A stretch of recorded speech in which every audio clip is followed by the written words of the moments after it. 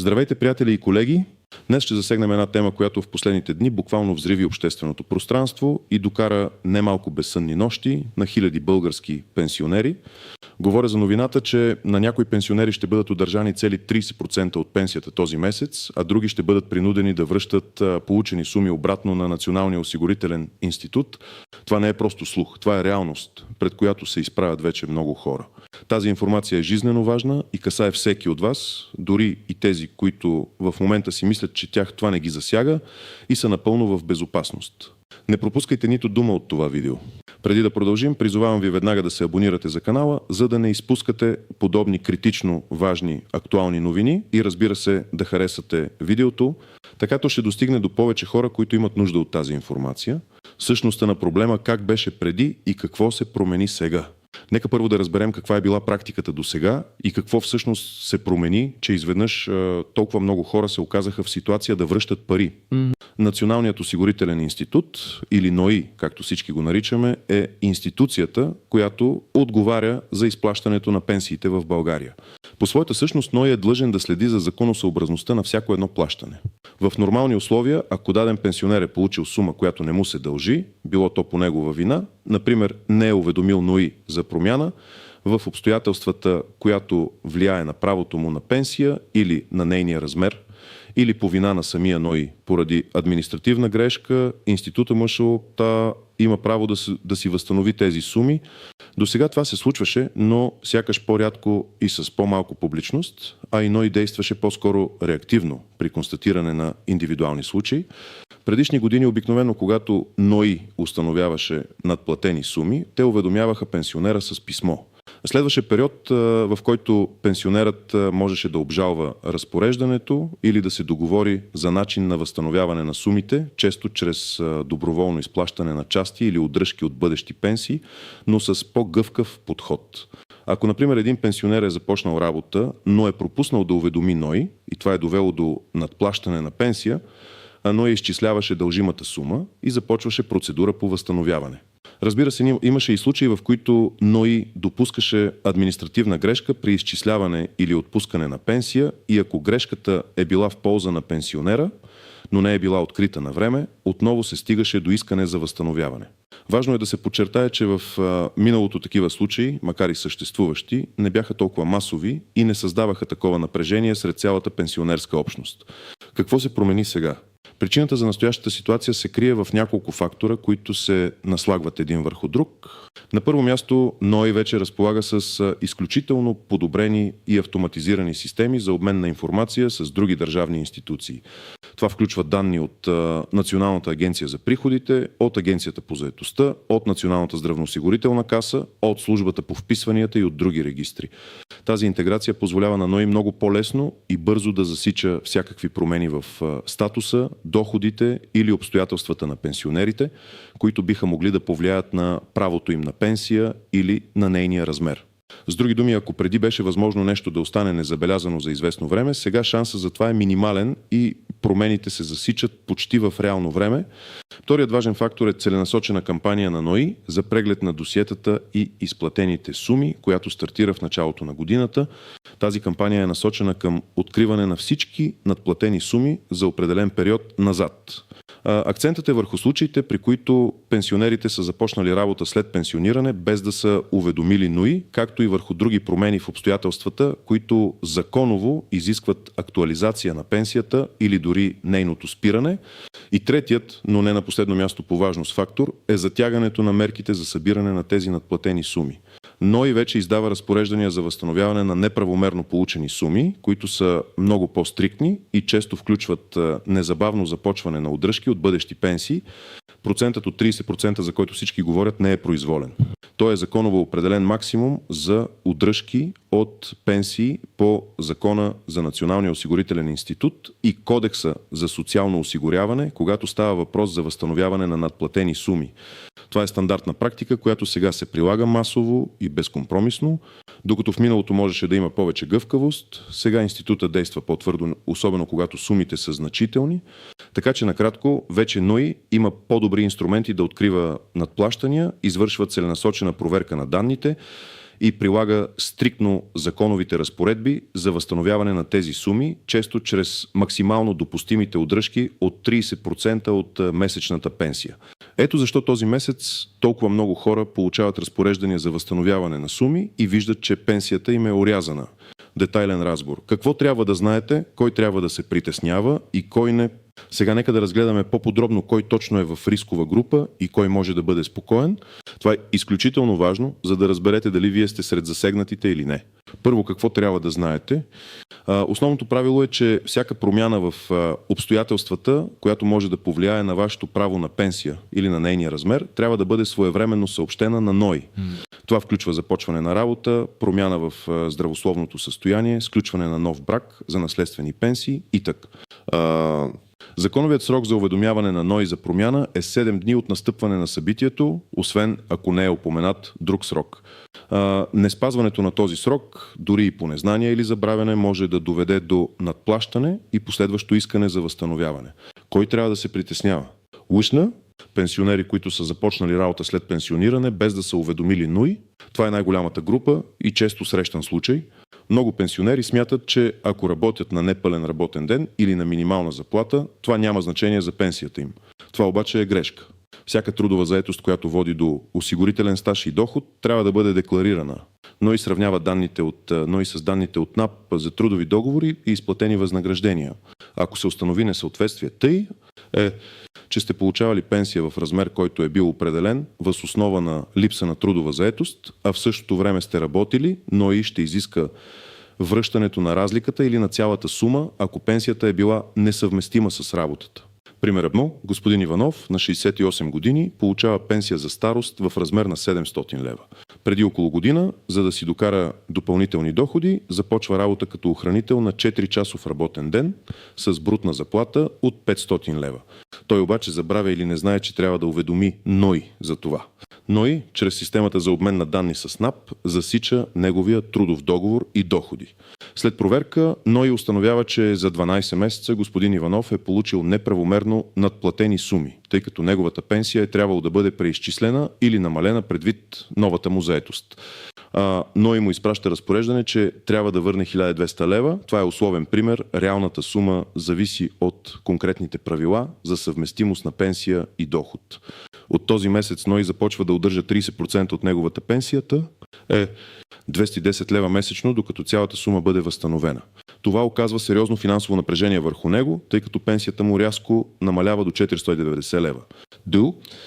Пенсионери, които получават повече от един вид пенсия, например пенсия за старост и наследствена пенсия, и са настъпили промени в обстоятелствата, които влияят на правото им на една от тях.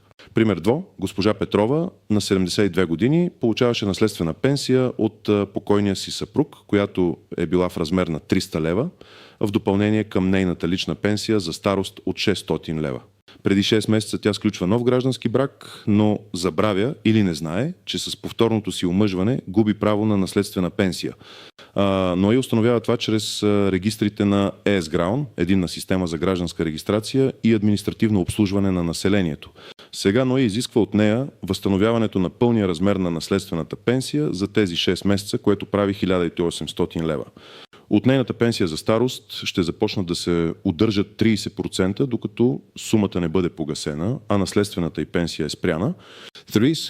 Получатели на социална пенсия за инвалидност или други пенсии, свързани с здравословно състояние, чието състояние се е подобрило, но не са преминали през преосвидетелстване от ТЕЛК или са започнали работа. При тези пенсии има строги критерии, свързани с процента нетрудоспособност и липсата на други доходи над определен праг. Пример 3. Господин Георгиев на 65 години получава социална пенсия за инвалидност в размер на 400 лева с определена група и степен. След няколко години лечение и рехабилитация, здравословното му състояние се подобрява значително, но той пропуска да се яви на контролен преглед в ТЕЛК или да уведоми НОИ, че е започнал да работи на половин щат, защото се чувства добре. Но и установява, че той е продължил да получава пенсия, за която вече не е имал право, тъй като неговата нетрудоспособност е намаляла под законовия праг или е започнал да получава доходи над допустимия минимум. Сега му предстои възстановяване на надплатените суми, които за определен период могат да достигнат 1000 левове, отново чрез удръжки от 30% от бъдещата му пенсия. Хора получили различни добавки към пенсията си, за които вече нямат право. Например, добавка за гледане на човек с увреждане, но човекът е починал или е постъпил в институция, а пенсионерът не е уведомил НОИ. Случай на административни грешки в полза на пенсионера, които той не е съобщил. Макар и по-рядко, случва се НОИ да допусне грешка при изчисляването на пенсията и да я отпусне в по-висок размер. А ако пенсионерът е забелязал грешката, но не я е съобщил, това се тълкува като недобросъвестност. Дори и да не е забелязал, законът понякога изисква връщане на надплатеното. Пример четвърти, госпожа Димитрова на 70 години получава обикновена пенсия за старост. Преди 2 години, поради софтуерна грешка в системата на НОИ, нейната пенсия е била увеличена с 50 лева всеки месец. Тя не е обърнала внимание на тази промяна или не е разбрала причината за нея. Грешката е открита сега от НОИ при рутинна проверка. НОИ изисква връщането на общо 1200 лева, 50 ливето, хак 24 месеца за 2 години. Въпреки че госпожа Димитрова не е знаела за грешката, законът изисква възстановяване на тези суми, тъй като тя не е имала право на тях. Отново 30% удръжка от пенсията й ще бъде приложена. Кой не трябва да се притеснява? Уишна, пенсионери, чието единствен доход е пенсията им и които нямат никакви други промени в житейските си обстоятелства, които да са свързани с правото на пенсия. Например, не са започвали работа, не са сключвали нов брак и так. Ако живеете само с пенсията си и не сте правили нищо, което би променило статуса ви пред НОИ, то най-вероятно сте в безопасност. Тези, които са декларирали всички промени старателно и на време пред НОИ, ако сте били добросъвестни и сте уведомили НОИ за всяка промяна в законовия срок, нямате причина за притеснение. Хора, които са получавали надплатени суми заради административна грешка на НОИ и са били добросъвестни, не са знаели за грешката и надплащането е било преди повече от 10 години.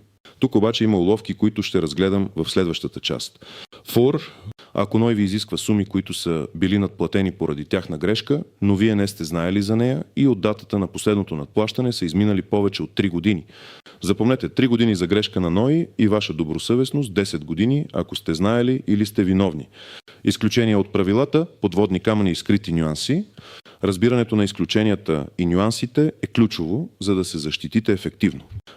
Законът е сложен и често има тълкувания, които могат да бъдат от полза или, напротив, да ви навредят. Давностни срокове. Това е един от най-важните аспекти. Общото правило е, че НОИ може да изисква възстановяване на неправомерно получени суми за период до 3 години назад от датата на издаване на разпореждането, ако надплащането е резултат на грешка на НОИ и пенсионерът е действал добросъвестно.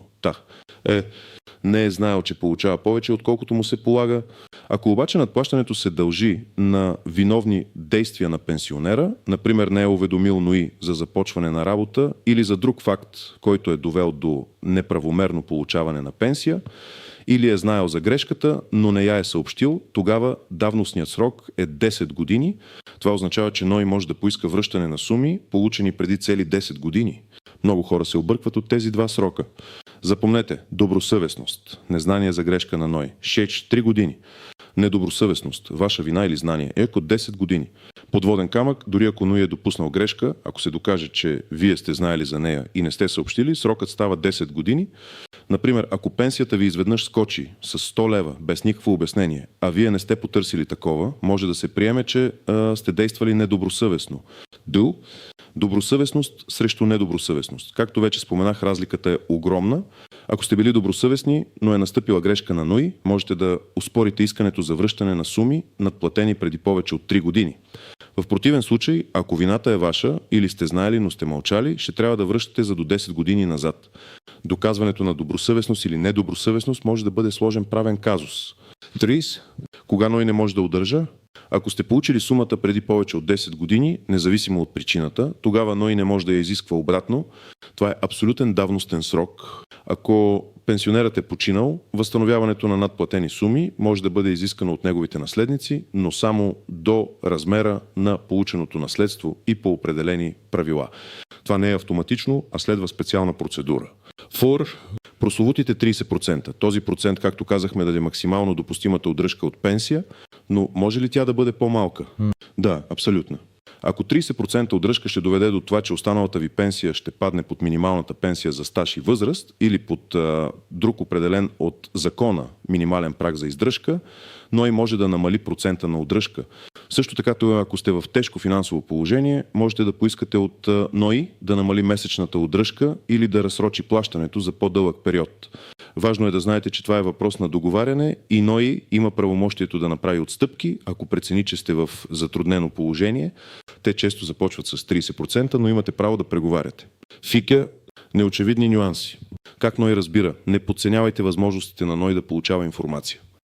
Освен НАП, те разменят данни с общински администрации, например за декларирани имоти, които могат да влияят на социални помощи, с ТЕЛК, НЕЛК за промени в процента нетрудоспособност, дори с търговски регистър, ако сте едноличен търговец и това влияе на статуса ви.